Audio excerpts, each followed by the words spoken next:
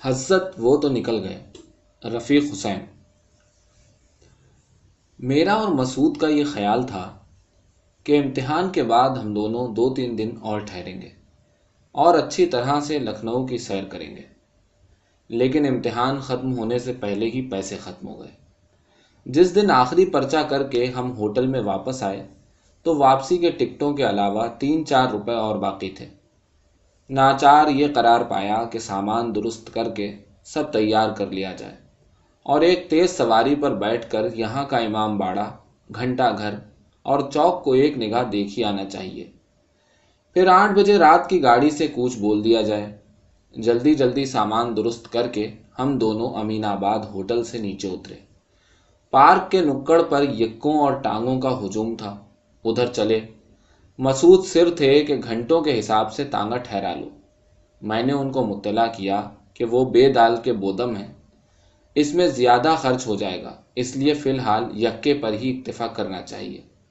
اب یکوں میں تلاش شروع ہوئی۔ مسعود صاحب نے ایک یکے کی طرف اشارہ کیا، اس میں مضبوط اور تندرست جانور جتا ہوا تھا۔ میں نے ان سے انگریزی میں کہا کہ تم میں شے لطیف کی کمی ہے، ورنہ تیز یکا نہ ڈھونڈتے۔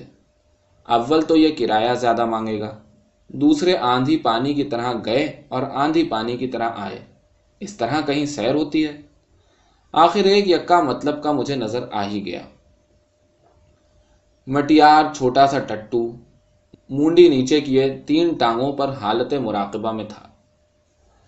چھوٹے سے یکے میں ٹھیٹھ لکھنوی یکے والے پٹھے، اس پر 4 انچ کی دوپلی ٹوپی، چوڑی دار پائجامہ، انگرکھا پہنے، پیر سکیڑے، گھٹنوں پر ٹھوڑی رکھے غین بیٹھے تھے۔ میں نے مسعود کی طرف غرور کے طور سے ہنستے ہوئے کہا، دیکھو وہ ہے یکا جس پر ہم چلیں گے۔ مسعود بولے، مالک اور گھوڑا دونوں افیونی۔ مجھے بہت برا معلوم ہوا، لیکن پھر بھی میں نے تمکنت سے ان کو سمجھا دیا، میاں ابھی صاحب زادے ہو، نہ سمجھ ہو، افیمچی نہیں ہیں، یاد رفتگاں میں غرق ہیں، اجڑے ہوئے دربار اودھ کی نشانیاں ہیں، تم ان کی قدر و منزلت کیا جانو۔ یہ کہہ کر میں یکے کی طرف بڑھا۔ اب سوچا کہ آواز دوں، جگاؤں تو کن لفظوں سے کہ تہذیب سے خالی نہ ہو، محاورے کے خلاف نہ ہو۔ کچھ سمجھ میں نہ آیا۔ ایک ترکیب ذہن میں آئی۔ ڈرتے ڈرتے سوتی ہوئی متبرک ٹھوڑی پر انگلی چھوائی تو یکے والے صاحب اس زور سے اچھل پڑے کہ میں بھی اچھل پڑا۔ یکا بھی ہل گیا، ٹٹو کو بھی کچھ ہوش آ گیا، دم کی چوری کو ایک دفعہ دائیں اور ایک دفعہ بائیں طرف ہلا کر پھر غوطے میں پڑ گیا۔ یکے والے صاحب نے مجھے غور سے دیکھا اور پھر لاحول اس پیاری قرت سے ادا کی کہ اس میں 4 عدد نون غنے شامل کر دیے۔ میں نے داد دی، سبحان اللہ، آپ تو اچھے خاصے قاری ہیں، مگر اس وقت کی قرت بے موقع ہے، میں تو انسان ہوں۔ بڑے میاں بہت بگڑے۔ واہ حضرت واہ، یہ بھی کوئی انسانیت ہے کہ اچھی خاصی بیٹھے بٹھائے مرد آدمی کو چونکا دیا اور پھر اب فرماتے ہیں کہ لاحول نہ پڑے۔ ہم تو 2 روپیوں کا آسرا لگائے بیٹھے ہیں، آپ بڑے آئے آ کے چونکا دیا۔ میں نے کہا، ارے بھائی اسی واسطے تو چونکا دیا کہ کچھ مزدوری بھی کرو گے کہ سوتے ہی رہو گے۔ اچھا بتاؤ کتنے گھنٹہ ہوگا؟ بڑے میاں نے سنبھل کر فرمایا، میاں گھنٹے کا حساب تو فیشن والے تانگوں سے کیجئے، آپ کو چلنا کہاں ہے یہ تو فرمائیں۔ میں نے بتایا کہ ہم لوگ پردیسی ہیں، شہر کی سیر کرنا چاہتے ہیں، چوک سے ہوتے ہوئے حسین آباد اور آصف الدولہ کا امام باڑہ دیکھتے ہوئے واپس آ جائیں گے۔ معلوم ہوا کہ 4 کوس کا چکر ہے، لیکن پردیسی ہونے کی وجہ سے 1 ہی روپیہ لیا جائے گا۔ میں خوش ہو گیا، لیکن مسعود کا منہ کلکتہ سلیپر کی طرح کھچا ہی رہا۔ خیر ہم دونوں بیٹھ گئے۔ میں نے یکے والے صاحب کا نام پوچھا، معلوم ہوا کہ نبن صاحب۔ میں نے کہا، تو پھر اب چلیے؟ جواب ملا، جی تو چلتا ہوں، آپ لوگ تیار رہیں۔ میں نے کہا، بسم اللہ۔ نبن صاحب نے پینترا بدل کر فٹ بھر کی لکڑی میں بالشت بھر کا بندھا ہوا تاگا گھوڑی کے کولوں پر چٹ سے لگایا۔ ٹک ٹک چل چل کا حکم گھوڑی کو دیا۔ اس نے 6 دفعہ سر کو اوپر نیچے کیا جیسے کوئی بڑھیا اوکھلی میں موصل چلاتی ہو، اور بس۔ میں نے کہا، جانور تو چلتا ہی نہیں؟ فرمایا، چلتے ہی چلتے چلے گا، منہ کا نوالا تو نہیں ہے۔ جب آخر گھوڑی چل ہی پڑی تو میں نے پھر نبن صاحب سے گفتگو شروع کی۔ سبھی طرح انہیں چھیڑا، مگر اللہ کے بندے نے ہاں اور نہیں کے 2 جوابوں میں ٹال دیا، کچھ باتیں نہ کی، خاموش ہی رہے۔ چلتے چلتے ایک اجڑے سے بازار میں جا رہے تھے کہ نبن صاحب بولے، اب نبن صاحب کی گفتگو بغیر نون غنوں کے لکھی جائے گی تاکہ پڑھنے میں آسانی ہو۔ ہاں، شائقین اگر چاہیں تو خود متواتر غنے ملاتے چلے جائیں۔ نبن صاحب کہنے لگے، میاں صاحب زادے، اب دیکھیے، میں تو آپ کو لیے ہی چلتا ہوں، مزدوری تو میری ہو ہی جائے گی، اگر آپ لوگ مناسب سمجھیں تو مجھے 4 آنے دے دیں۔ مسعود نے کہا، واہ جی واہ، ابھی سے؟ اور بڈھن کرو گے کیا؟ نبن صاحب نے کہا، حضور زری کی زری آپ یہیں توقف کریں، بندہ 2 چھینٹیں لگا کر ابھی آتا ہے، طبیعت سست ہو رہی ہے، 44 آ جائے گی، پھر دیکھیے حضور کو کیسی سیر کراتا ہوں۔ مسعود تو نہیں کرتے ہی رہے، مگر مجھے ترس آیا، پیسے میری ہی جیب میں تھے، نکال کر دے دیے۔ بڑے میاں بولے، واللہ شرافت اسے کہتے ہیں، اے میاں سلامت رہیے، یہ کہہ یکے کو ایک گلی کے پاس چھوڑ چل دیے۔ آدھ گھنٹے ہم دونوں نے انتظار کیا، اس کے بعد آپ آئے، اور اب جو آئے تو نہایت شگفتہ، خوب باتیں کرنا شروع کر دیں۔ نبن صاحب کہنے لگے، میاں کیا پوچھتے ہیں لکھنؤ کو، اب کیا اجڑ گیا، نہ وہ زمانہ ہے نہ وہ باتیں ہیں۔ اسی قیصر باغ میں کیا کیا جشن ہوتے تھے، کیسے مہوشوں کے مجمع رہتے تھے، کیا کیا محفلیں ہوتی تھیں، اب کیا ہے، ان آنکھوں سے وہ زمانہ بھی دیکھا اور میاں یہ بھی دیکھ رہے ہیں۔ مسعود نے کہا، بڑے میاں آپ بھی نوابوں میں سے ہیں؟ نبن صاحب نے کہا، اجی سرکار کوئی نوابوں ہی پر تھوڑے موقوف ہے، ہم نے سب کچھ دیکھ ڈالا، ہمارے نوابوں سے بڑھ کر وقت ہو گئے اور گزر گئے، جدھر سے ہم نکل جاتے تھے لوگوں کی نظریں اٹھتی تھیں، اب کیا رہا ہے، سانسوں کا شمار ہے، زندگی کے دن پورے کرتے ہیں، سب چل دیے، ہم رہ گئے۔ نواب مسعود قدر اور پہل کی قدر ہمارے لنگوٹی عیار تھے، آج 6-7 برس کا عرصہ ہوا، وہ بھی چل دیے۔ مسعود نے کہا، ارے واہ رے بڈھے، میں تو زندہ بیٹھا ہوں، مجھے مارے ڈالتا ہے۔ میں نے کہا، چپ رہو جی، بدتمیزی مت کرو۔ جی نبن صاحب، تو آپ کا وقت بگڑ گیا، پہلے آپ رئیس ہوں گے۔ نبن صاحب نے کہا، اے صاحب، رئیس کیا چیز ہے، دولت ہماری غلام تھی، غلام، ہم روپے پیسے کی فکر نہ کرتے تھے، جوانی کی امنگیں تھیں، اس وقت کا خیال نہ تھا، خدا طرح طرح سے دیتا تھا اور ہم لٹاتے تھے، ایک ہی جلسے میں رات بھر میں 100 اشرفیاں اللہ رکھی پر سے نچھاور کر دیں، عیش باغ میں ساون کا میلہ، ہائے ہائے نہ پوچھیے، ہم دولہا بنے پھرتے تھے، لوگ اس کے متمنی ہوتے تھے کہ ہم ان سے بات کریں، اے مصحفی میں روم کیا اگلی صحبتوں کو، بن کے کھیل ایسے لاکھوں بگڑ گئے ہیں، پھر اللہ نے دیا اور پھر مٹا دیا، اور پھر دیا اور پھر مٹا دیا۔ اے صاحب، ایک دفعہ آخری موقع پھر ہاتھ آیا، مگر نصیبوں کی خرابی سے کچھ نہ رہا، لیکن میاں اب کی دفعہ میرا قصور نہ تھا، جو کچھ کیا اغن صاحب نے کیا، مٹا دیا اغن صاحب نے، اب وہ بھی روتے ہیں اور ہم بھی ہاتھ ملتے ہیں۔ میاں صاحب زادے مقدر کی خرابی اسے کہتے ہیں، ذرا سی چوک میں آدمی مارا جاتا ہے، کیا جو کچھ تو اغن صاحب نے ہی کیا۔ ماتھے پر ہاتھ مار کر کہنے لگے، افسوس، کاش مجھے معلوم ہوتا، میں کیا جانتا تھا، مگر صاحب چوک مجھ سے بھی ہو گئی۔ مسعود نے کہا، ارے بھائی کچھ بتاؤ تو صحیح کہ کیا ہوا تھا۔ نبن صاحب کہنے لگے، جی بتاتا ہوں، لیکن وہ میاں ایک چونی اور دے دیجیے، میری آدھی مزدوری تو دیکھیے اللہ آپ کا بھلا کرے ہو ہی گئی ہے، اور تکلیف نہ ہو تو ذری دیر بیٹھے رہیے، میں ابھی آیا۔ یہ کہے چونی اور لے بڑے میاں پھر یکے سے اتر کر ایک گلی میں چلے گئے۔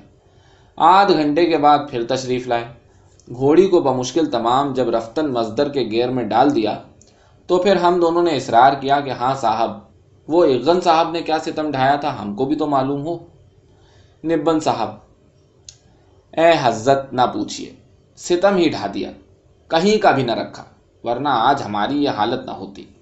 صاحب قصہ یہ ہے کہ خدا مغفرت کرے، استاد فدن صاحب مجھ سے بڑی محبت کرتے تھے اور میں بھی انہیں اسی نظر سے دیکھتا تھا، خدا غریق رحمت کرے، بڑے خوبیوں کے آدمی تھے، مگر ذرا سنکی تھے، جس بات کی دھن ہو گئیں، ایک دفعہ جو مچھلی کے شکار کی دھن لگی تو اب طرح طرح کی ڈوریں بندھ گئیں، بیسیوں، چارے اور جلاب ڈھونڈ کر تیار کر لیے، انگل بھر کی مچھلیوں سے لے کر 2-2 گز کی مچھلیاں پکڑ ڈالیں، कीमिया का शौक हुआ तो सैकड़ों तरह की जड़ी बूटियां ढूंढ लाए। गर्जे के यही रहता था, कभी रममाली है, कभी जादू, कभी अमलियात हैं। इन्हीं बातों की वजह से हम लोग उन्हें उस्ताद कहते थे। यक्का वो तन्हा रहते थे। यहीं आपके हुसैनाबाद में 2 कोठरियां, एक दालान था, उसमें पड़े रहते थे। अजीब सिफतों के आदमी थे सरकार। एक दिन दोपहर को, बरसात का ज़माना था, मैं टहलता हुआ उनके पास चला गया। खामोश बैठे थे। मैं भी जाकर पास बैठ गया। मैंने कहा, कहिए फिद्दन साहब, आजकल क्या सनक है? ज़रा तुनक मिजाज भी थे। बिगड़ कर बोले, सनक है सनक, तुम सनक ही समझते हो। सुनो, तुमने कभी कश्फ नफ्स का अमल भी सुना है? कभी अमल तकलीद ख्याल भी सुना है? अमल परवाज भी सुना है? मैंने कहा, नहीं हज़रत, मैंने तो इनमें से किसी का नाम भी नहीं सुना। बोले, फिर क्या बक रहे हो? मैंने कहा, क़िबला कुछ तो बताइए कि ये क्या होते हैं। एक कलमी नुस्खा पास रखा था, उस पर हाथ रखकर बोले, ये जो कुछ इसमें लिखा है वो 2 लफ्ज़ों में तुमको बता दूं। मियाँ, दिन चाहिए दिन, हफ्तों लग जाएंगे। मैंने कहा, अच्छा ये बताइए कि इन अमलियात से क्या क्या फ़ायदे पहुँचते हैं। बोले, फ़ायदे बड़े अजीब अजीब हैं। मसलन एक फ़ायदा यही है कि इंसान इस अमल से उड़ सकता है। तमाम ख़यालात फासिक को अलहदा करके दिल और दिमाग को रुजू करने से अव्वल तो इंसान का रफ्ता रफ्ता वज़न कम होता है, और फिर जिसमें जैसी मक़दिरत और कुदरत हो, काफ़ी मश्क के बाद उड़ने भी लगता है। वज़न तो अब मैं अपना ज़ाइल कर लेता हूँ, हाँ उड़ने में अभी देर है। सुबह को 1 उंगल के करीब ज़मीन से ऊंचा हुआ था। मियाँ, आप यकीन कीजिए कि मुझे हंसी आ गई। उस्ताद फिद्दन साहब को मेरा हंसना बहुत नागवार हुआ। कहने लगे, अच्छा ले देख। ये कहे मेरे सामने बिल्कुल सीधे साकित खड़े हो गए। कोई 10 मिनट बाद क्या देखता हूँ कि वो तो खुद ब खुद ज़मीन से ऊंचे होने लगे। मैंने जल्दी से छत को देखा, मगर वहाँ रस्सी न कुछ। कोई 1 बालिश टूट गए होंगे कि धम से फिर नीचे आ गए। मुझे सख्त हैरत, बड़ा परेशान। मैंने कहा, उस्ताद ये नहीं, आपकी फिर उठो तो जाने। उस्ताद ताव में फिर सीधे खड़े हो गए। कोई 10 मिनट के बाद मियाँ, यकीन जानिए, उनके पैर तो ज़मीन से ऊंचे होने लगे। करीब 1.5 बालिश के ऊंचे होकर कोई 1 सेकंड वहीं रुके रहे और फिर धम से आए। लीजिए मियाँ, चौक तो आ गया। गोल दरवाज़ा यही है, इसके अंदर चौक है। आप लोग जाकर सैर कराएं और मियाँ अल्लाह सलामत रख के 1 चवन्नी और दे दीजिए तो मैं 2 छींटे लगा लूँ। निब्बन साहब छींटे लगाने चल दिए और हम दोनों उस गंदे तंग बाजार में 50-60 कदम जाकर वापस आ गए और फिर यक्के में बैठ गए। आधे घंटे बाद जो निब्बन आए तो मसूद ने कहा, बस अब वापस, आप हमको अमीनाबाद ही पहुंचा दें। सैर तो हो चुकी, 6 बज रहे हैं, 8 बजे की गाड़ी से हमको जाना है। चुनाचे यक्का फिर वापस हो लिया और निब्बन साहब ने दास्तान सुनानी शुरू कर दी। निब्बन साहब कहने लगे, जी हुजूर, तो मैं क्या कह रहा था, भूल गया। मैंने कहा, 1 बालिश ज़मीन से ऊंचे होकर धम से फिर ज़मीन पर आ गए। निब्बन साहब ने कहा, जी जी हुजूर, देखें बंदे को किस कदर हैरत और परेशानी हुई होगी। वल्लाह, मैं तो सकते किसी हालत में रह गया। आंखें मली, लाहौल पड़ी, अपने हाथ में चुटकी लेकर देखी कि कहीं सो तो नहीं रहा हूँ। दिमाग परेशान हो गया था। मैंने कहा, उस्ताद ज़रा तसल्ली करो, मैं अपने होश हवास दुरुस्त कर लूँ। ज़रा निगाली निकालो, चराग जलाओ। उस्ताद फिद्दन साहब उठे, सामान दुरुस्त किया। 2 एक दम लगाकर मैंने उनसे भी इसरार किया कि भाई साहब आप भी दम लगा लें। खुदा मग़फ़रत करे, उस्ताद बड़े खूबियों के आदमी थे। दोस्तों यारों की खातिर सामान्य दिलचस्पी रखते थे, खुद ज़्यादा शौक न था। दोस्तों के इसरार पर उनकी दिल शिकनी भी न करते थे, शरीक हो जाते थे। जब ज़माना भी और था, हर चीज़ सस्ती थी। खुदा की मार इस ज़माने पर, सरकार 2 ही छींटे लेते हैं और चवन्नी गठिया से निकल जाती है। बंदा परवर, एक वो वक्त थे डबल के 4 चस्के और चाय की प्याली घाते में। ऐ क़िबला, यहीं गोल दरवाजे में नन्ही बुलाकन की दुकान पर मिलते थे। मसूद ने झल्ला कर कहा, जहन्नम में गई नन्ही बुलाकन, तुम्हारे उस्ताद का क्या हश्र हुआ? निब्बन साहब ने कहा, ऐ हाँ मियाँ, देखिए बात में बात कहाँ से कहाँ चली गई। तो क़िबला, जब नशे पानी से चौचाल हो लिए तो हमने फिर कहा, अच्छा उस्ताद अब सही।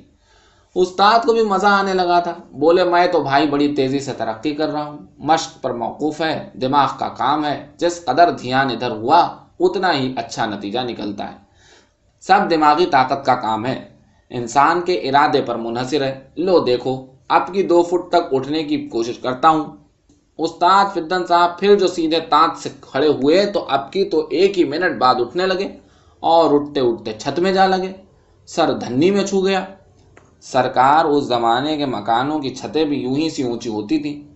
1 منٹ تک فدن صاحب کا سر دھنیوں کے جال میں گھسا رہا۔ اس کے بعد ایک دفعہ دھم سے گر ہی تو پڑے۔ اب کی سنبھل نہ سکے، کوہنیوں کے بل گرے۔ میں نے لپک کر اٹھایا، سر کا جالا چھڑایا، کہا بھائی دم لے لو، اطمینان سے کام کرو، واللہ یہ تو بڑی بات ہاتھ آ گئی ہے، دیکھو خدا کو کیا منظور ہے۔ میں یہی کہہ رہا تھا کہ کوٹری کا دروازہ چوں سے بولا۔ دیکھتا کیا ہوں کہ اغن صاحب سر ڈالے ہیں۔ بولے استاد کیا ہو رہا ہے، میں آؤں؟ اتنا کہا اور ہنستے ہوئے آ گئے۔ اب کیا کر سکتے تھے؟ دراصل مجھ سے ہی غلطی ہو گئی، مجھے پہلے ہی سے کنڈی لگا لینی چاہیے تھی۔ میں نے اغن صاحب سے کہا اچھا اب کنڈی لگایا ہو۔ حضرت کو جب سب حال معلوم ہوا، بولے تو بھائی باندھو سوپ استاد کے شانوں پر، ہم بھی دیکھیں کیسے اڑتے ہیں۔ میں نے کہا پھر وہی سفلوں کی سی باتیں شروع کی، واللہ اچھا نہ ہوگا، یہ موقع دل لگی کا ہے، صبر سے بیٹھو، استاد دم لے لیں۔ اغن صاحب بولے دم تو یاروں میں بھی لگاؤں گا، تم لوگ تو رچے ہوئے ہو، کوٹری مہک رہی ہے۔ خیر میاں 2 چھینٹے لے لیے۔ ہائے واللہ، استاد کا بھی کیا دم تھا۔ پھر اصرار کرنے سے شریک ہو گئے تو میاں استاد پھر کھڑے ہوئے۔ میں نے کہا ٹھہرو، تسلی کر لو۔ جلدی سے ان کے پیروں کے نیچے ان کا لحاف توشک لا کر بچھا دیا اور کہا لیجیے استاد، اب غم نہیں، چاہے سر کے بل بھی غوطے کیوں نہ ماریے۔ استاد کو بھی اطمینان ہو گیا۔ پھر چھت میں سر لگا کر 3-4 منٹ معلق رہے اور آ گرے۔ میں نے کہا استادی تو جب ہے کہ آہستہ آہستہ نیچے آئیے، یہ بھی کیا کہ ڈھیلے کی طرح بھت سے نیچے آ گرے۔ جب دماغی قوت اور ارادے ہی پر موقوف ہے تو لگاؤ کدو کا زور۔ استاد نے کہا اچھا، پھر کھڑے ہو گئے۔ اب کی گرے تو نہیں، مگر ایسے بھی نیچے نہیں ہوئے جیسے کسی کی شرمائی ہوئی نظریں، کٹی کنکیا کی طرح تاتے پتاتے نیچے آ گئے۔ میں نے کہا خیر، بسم اللہ بری نہیں ہے، پھر کوشش کرو، یہ مرحلہ بھی طے ہو جائے گا۔ حضور 3-4 دفعہ کے بعد اب تو بالکل سہولت سے نیچے اترنے لگے۔ اغن صاحب اور میں دونوں دم دلاسا دیتے رہے، لیکن صاحب اغن کی وہی نادانی کی باتیں، آپ سر ہیں استاد کے۔ میں نے کہا نہیں، اب زیادہ پریشان نہ کرو، تھک گئے ہوں گے، آرام کرنے دو، چلو اب چلیں۔ میاں میں ان کو اپنے ساتھ گھسیٹ لایا۔ راستے میں لگے اغن صاحب زمین آسمان ملانے، کبھی کہیں استاد کو کلکتہ لے چلیں گے، کبھی کہیں ٹکٹ لگائیں گے، بڑے لاٹ کو تماشا دکھائیں گے۔ میں نے کہا ابھی رسانیت سے کام لو، رسانیت سے، روپیہ کمانے کے تو اب لاکھوں طریقے ہیں، روپیہ تو اب بہا بہا پھرے گا، لیکن پہلے استاد کی مشق پوری ہو جانے دو، ابھی تو کھڑے ہی اٹھتے ہیں، لیٹ کر اٹھنا آ جانا چاہیے اور سہولت سے اترنا چاہیے، بلکہ اور بھی اچھا ہو کہ پینگ لیتے ہوئے نیچے آئیں اور پھر اٹھتے چلے جائیں، ایک ہاتھ پھیلا ہوا اور دوسرا سینے پر، یہ معلوم ہو کہ خود تو سو رہے ہیں اور کوئی پینگ دے رہا ہے، لیکن دیکھو یار غن، یہ سب خاک میں مل جائے گا جو ابھی کسی کو بھی اس کی رتی بھر بھی خبر ہو گئی، ابھی تو یہ سب راز ہی رہنا چاہیے۔ اور بھائی آمدنی میں بھی استاد کا حصہ اول رکھنا ہوگا، دیکھو تم جلدی نہ کرو، سہولت سے کام لو، میں استاد کو راضی کر لوں گا، روپے میں 6 آنے ان کے اور 5 آنے ہم دونوں کے۔ اغن صاحب کی عقل میں بات ذرا دیر میں آتی ہے، مگر میاں میرے سمجھانے سے وہ سمجھ گئے۔ دوسرے دن استاد کو میں نے سب اونچ نیچ سمجھائی، ہائے کیا معقول آدمی تھے، میاں میری سب باتوں پر راضی ہو گئے۔ اب ہم دونوں نے پھر انہیں مشق کرانی شروع کر دی۔ اے حضرت، شام تک استاد لیٹ کر بھی اٹھنے لگے اور نہایت سہولت سے، جیسے وہ لیٹے لیٹے آہستہ آہستہ زمین سے چھت تک جاتے تھے، ویسے ہی آہستہ آہستہ پھر نیچے آ جاتے تھے۔ شام تک چھت میں جالوں کا نام نہ رہا، پھر اندھیرا ہو گیا تو میں نے کہا لو دن بھر ہو گیا ہے، آؤ ٹہل آؤ، بھائی تمہاری صحت بھی تو مقدم ہے، میوے والی گلی تک ہو آئیں۔ میاں یہ سرا بھی ایک خاص اڈا تھا، ہاں سب مٹ گیا۔ ہاں میاں ہم تینوں چلے، مگر میں نے دیکھا کہ استاد کی چال میں کچھ فرق ہے، کچھ ایسے چل رہے تھے جیسے اجی یہ بچوں کے کھیلنے کے ربڑ کے پھکنے ہوتے ہیں نا، ان میں ہوا بھر کر اگر لڑکایا جائے تو وہ اچھلتا اچھلتا لڑکتا ہے، بالکل اسی طرح سے استاد چل رہے تھے۔ میں نے کہا واہ استاد کیا بات ہے، اب جو صورت دیکھتا ہوں تو پریشان۔ میں نے کہا کچھ بتاؤ تو۔ بولے نہ معلوم کیا ہے، مجھے ایسا معلوم ہوتا ہے کہ میں روئی کا گالا ہو گیا ہوں۔ میں نے ان کا ہاتھ ٹٹولا، اماں جاؤ بھی نہ کہیں۔ استاد بولے یہ مطلب نہیں ہے، مجھے پکڑ کر اٹھاؤ تو۔ اغن نے دونوں ہاتھ ان کی کمر پر رکھ جو ذری یوں ہی سے زور لگایا تو کندھوں سے اونچا اٹھا لیا۔ ہیں یہ کیا؟ میں تو دیکھوں حضرت ان کا تو وزن ہی غائب تھا۔ استاد بولے میں سمجھتا ہوں کہ اگر اچکوں تو حسین آباد کا امام باڑہ اچک جاؤں۔ میں نے کہا خدا کا واسطہ یہ نہ کرنا، اول تو گناہ عظیم اور پھر تمام راز افشا ہو جائے گا، میں جادوگر کیسے بنوں گا؟ خیر میاں چوک قریب آ گیا تھا، آتے جاتے لوگوں کی نگاہیں پڑتیں، اس لیے ایک طرف سے میں، دوسری طرف سے ایغن صاحب ان کے ہاتھوں میں ہاتھ ڈالے ان کو دبائے ہوئے لے کر چلے۔ وہاں پہنچ کر دو ایک چھینٹے استاد کو بھی لگوا دیے اور اسی طرح ان کو واپس لائے۔ اب میں نے 1000 ایغن کو منع کیا مگر نہ مانے۔ استاد کو پھر کچھ دیر مشق کرائی۔ اب استاد لیٹے ہی اونچے ہوں، چھت کے ایک کونے سے پینگ لیتے ہوئے زمین تک آئیں اور ویسے بھی اٹھتے ہوئے دوسرے کونے میں چلے جائیں۔ خیر میاں استاد کو لٹا کر ہم لوگ چلے آئے۔ صبح کو مجھے جانے میں دیر ہو گئی۔ چھمی کے ہاتھ میں دمبل نکلا ہوا تھا، اس میں نشتر لگوانے انہیں شاہ مینا کے اسپتال لے گیا۔ جب یہاں سے فارغ ہو کر استاد کے مکان پر پہنچا تو ایغن صاحب دروازے پر کھڑے، منہ پر ہوائیاں اڑ رہی تھی۔ میں نے کہا خیر تو ہے؟ کہا غضب ہو گیا۔ میں نے کہا ماں کچھ تو کہو۔ بولے کچھ نہ پوچھو۔ اے بھائی بتاؤ تو صحیح اماں استاد کیسے ہیں؟ میاں یقین مانیے کہ ایغن کے آنسو نکل پڑے۔ بولے اندر چل کر دیکھ لو۔ میرا دل دھک سے ہو گیا۔ اندر گیا۔ استاد اچھے خاصے چارپائی پر پیر لٹکائے بیٹھے تھے۔ ہاں صورت متفکر تھی اور ان کی گود میں سل رکھی تھی۔ میاں میں ایغن کی طرح تو ہوں نہیں۔ میں جا کر اطمینان سے ان کے پاس مونڈے پر بیٹھ گیا اور پوچھا کہیے استاد کیا حال ہے؟ استاد کچھ دیر تو بولے نہیں، پھر کہا بات یہ ہے کہ ارادے کی قوت ضرورت سے زیادہ صرف کر دی، میرا وزن گھٹتے گھٹتے بالکل ہی غائب ہو کر اب نفی کی طرح رجوع ہے۔ رات بھر پلنگ پر پیٹ نہیں لگی، وہ تو کہو لحاف میرا بھاری ہے، ساری رات اسی سے چپکا رہا۔ صبح رفع حاجت کے واسطے اٹھا تو چھت میں جا لگا۔ جب یہ آئے اور انہوں نے پیر پکڑ کر کھینچے تو نیچے آیا۔ بیچارے نے پیشاب پیخانہ کرایا، منہ دھلایا، اب تو اس سل سے دبا بیٹھا ہوں۔ حضور یہ سب سن کر فکر تو مجھے بھی ہو گئی، مگر میں اپنے کو تھامے رہا۔ کچھ غور و فکر کے بعد میں نے ایغن کی طرف دیکھ کر کہا کیوں میاں ہو نا صاحبزادے، تم استاد کو ہولا ہولا کر ہی مار ڈالتے۔ اللہ نے خیر کر لی جو میں جلدی آ گیا۔ میں نے استاد کو دلاسا دیا، آپ پریشان نہ ہو حضور۔ میں ان کے جوتے لے کر چوک گیا، ایک موچی کو 2 انی تھمائی اور موٹے موٹے سیسے کے سول چڑھا کر لے آیا۔ جوتے استاد کو دیے، کہا لو پہنو چلو پھرو، پریشانی کی کوئی بات نہیں، ہاں اب الٹی مشق کرنی پڑے گی۔ استاد جوتے پہن کر خوش تو ہو گئے لیکن ان کے دل پر جیسے وحشت سی چھا گئی۔ دماغ کا کام تھا، ارادے کی قوت لگانا تھی۔ وہاں ان کی طبیعت اچاٹ، کمر میں رسی بندھی ہے، چھت میں چمٹے ہیں، ہم دونوں ان کو نیچے سے ڈھارس دے رہے ہیں۔ ہاں بھائی فدن صاحب لگاؤ اپنے ارادے کا زور اور اترو نیچے۔ وہ 1-2 انچ آتے ہیں اور پھر چھت میں جا چپکتے ہیں۔ آخر میں نے ایغن کو اشارہ کیا کہ تم چپ رہو۔ استاد کو ڈوری پکڑ کر نیچے گھسیٹا، کہا بیٹھو، جوتے پہن لو، 2-1 چھینٹے لے لو۔ گھبراتے کیوں ہو؟ کون سا غضب ہو گیا؟ اماں پہلے اوپر کو زور لگاتے تھے، اب نیچے کو لگانا ہے، بات تو وہی ہے، قوت ارادہ ہاتھ سے نہ جانے دو۔ استاد نے کہا مجھے نیند آ رہی ہے، سوؤں گا۔ میں نے کہا کیا حرج ہے؟ ان کے پلنگ کے نیچے بستر کو ستلیوں سے تان دیا اور استاد کو لٹا دیا۔ استاد اس کے نیچے چپک گئے۔ اب میں نے پھر ایغن صاحب کو سمجھایا کہ دیکھو بھائی استاد پریشان ہیں، ان کا دل بہلاؤ، تفریح کراؤ، جلدی نہ کرو، اب الٹی مشق کروانا ہے، ان کا دل و دماغ حاضر ہونے دو۔ سہ پہر کو استاد کو جگایا، منہ ہاتھ دھلائے، 4-6 چھینٹے ہم دونوں نے لگائے، استاد کو بھی 2-3 چھینٹے لگوا دیے۔ پھر ان کو لے کر گول دروازے ہوتے ہوئے میوے والی سرائے گئے۔ پرانے دوست احباب کا مجمع تھا، بات چیت میں دل بہلا۔ استاد کو عادی نہ تھے، یہاں افیون نہایت اعلیٰ قسم کی ہوتی تھی، خوب گولیاں اڑائیں، شرابور ہو گئے۔ ان کا غم غلط ہوتا دیکھ کر مجھے بھی خوشی ہوئی۔ اب ہم تینوں پھر چلے۔ اندھیرا ہو گیا تھا، دوسری تاریخ کا چاند تھا، ہلکی ہلکی چاندنی تھی۔ یہ ٹھہری کہ گومتی کے کنارے سیر کی جائے، ٹھنڈی ٹھنڈی ہوا لگی۔ استاد کی طبیعت تو سنکی ہی تھی، سنک آ گئی، میں تو سوؤں گا۔ نشے کے ایسے زیادہ عادی بھی نہ تھے، ان کا کہنا بھی بے جانا تھا، مگر وہاں ہم ان کو کہاں سلاتے؟ 1000 سمجھایا مگر نہ مانے۔ وہاں شاہی کے پرانے گرے پڑے خالی مکان تھے۔ استاد ایک کو دیکھ کر بولے میں تو یہاں سوؤں گا، نہ مانے۔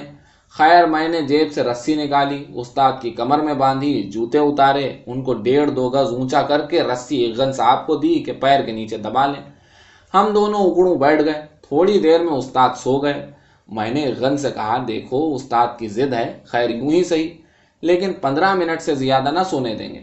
میں بیٹھا یہی سوچ رہا تھا کہ کس طرح شامیانہ ہونا چاہیے، کرسیاں بینچیں کیسی ہوں، ٹکٹ درجہ اول 10,000 روپے کا ہو یا کہ زیادہ کا، اور ادھر اقبال صاحب خود پینک میں آ کر مجھ پر لڑک پڑے۔ میں بھی چونک پڑا، بولے اے ہے رسی چھوٹ گئی۔ میں نے کہا واللہ تم بھی عجیب انسان ہو، فدن صاحب اگر جاگ پڑے اور برسوں کی پرانی چھت اور جالوں میں اپنے کو چمٹا ہوا پایا بہت بگڑیں گے۔ یہ کیا کیا؟ میاں امین آباد آ گیا۔ ہم دونوں چونک پڑے، واقعی امین آباد آ گیا تھا۔ ہوٹل سامنے تھا۔ مسعود نے گھڑی جو دیکھی بوکھلا گئے، یار 7:45 ہو گئے۔ بڑے میاں یہاں سے اسٹیشن کا راستہ کتنی دیر کا ہے؟ اے حضور 10 منٹ کا راستہ ہے، باتیں کرتے میں تو اسٹیشن آتا ہے۔ مسعود نے کہا اچھا تو ہم کو اسٹیشن تک اور چھوڑ دو، وہ سامنے ہوٹل میں سامان ہے، ہم ابھی رکھ لیتے ہیں۔ اے حضور مجھے کب انکار ہے، میں خدمت کے واسطے حاضر ہوں، پر میاں برا نہ مانیے گا، یہاں کی مزدوری میں 54 اور باقی ہے، وہ بھی دے دیجئے۔ اللہ حضور کو سلامت رکھے، آپ اسباب رکھیں اور میں ابھی آیا۔ مسعود صاحب بولے دے دو بھائی۔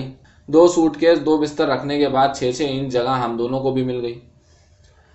اس پر بیٹھ کر آدھا گھنٹہ انتظار کیا، اب پھر چل دیے۔ تھوڑی دیر صبر کے بعد مسعود نے کہا ہاں بڑے میاں صاحب پھر کیا ہوا؟ بڑے میاں پھر خاموشی کے ساتھ بولے پھر کیا ہوتا؟ مسعود نے کہا آخر؟ بڈھے نے کہا بس اب نصیبوں کو روتے ہیں۔